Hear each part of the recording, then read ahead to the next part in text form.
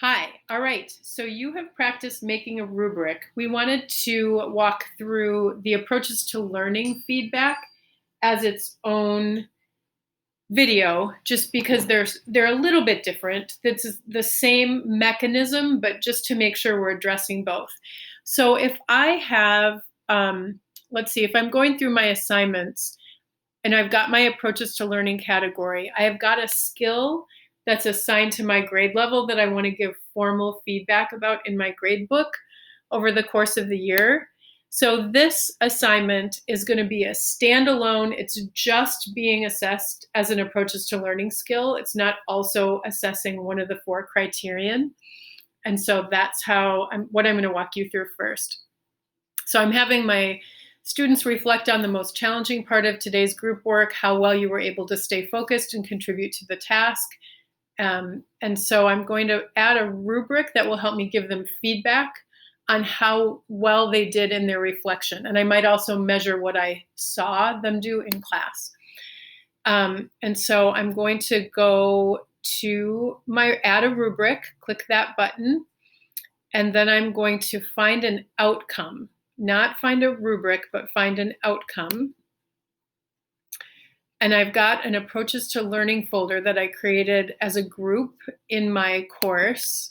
And within that, I've pulled in several different ATL strands. I am going to do the strand about perseverance and kind of sticking with things even when they're hard as the way I'm going to measure this. So I'm going to use this criterion for scoring. It's out of 4 points, and you see that the level 1 doesn't meet expectations, and it shows they didn't demonstrate persistence or off task, sidetracked, did better with teacher help, partially meets, demonstrated independent perseverance, meets, and then exceeds. That's the way these ATL rubrics are set up. Very, very familiar, very much like our traditional IB rubrics, only with just 4 levels. And now I'm just going to import that rubric, and I don't need a description of the criteria on top, so I'm just going to choose to click the little trash can. I'm going to use our naming conventions for this, so I'm going to call it ATL, and this is ATL affective, because it's an affective skill, perseverance.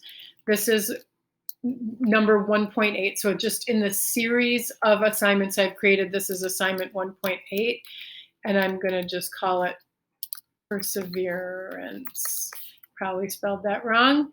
And I'm not going to hide the score total for assessment results because it is a single strand and it's only out of 4.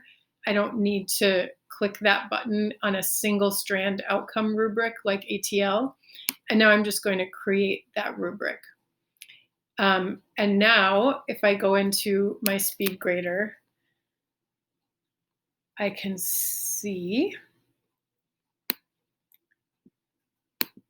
that I've got my student work over here, and I can just choose which level they demonstrated in their assignment and click save, and the points will go into the grade book to give them feedback on their approaches to learning skills.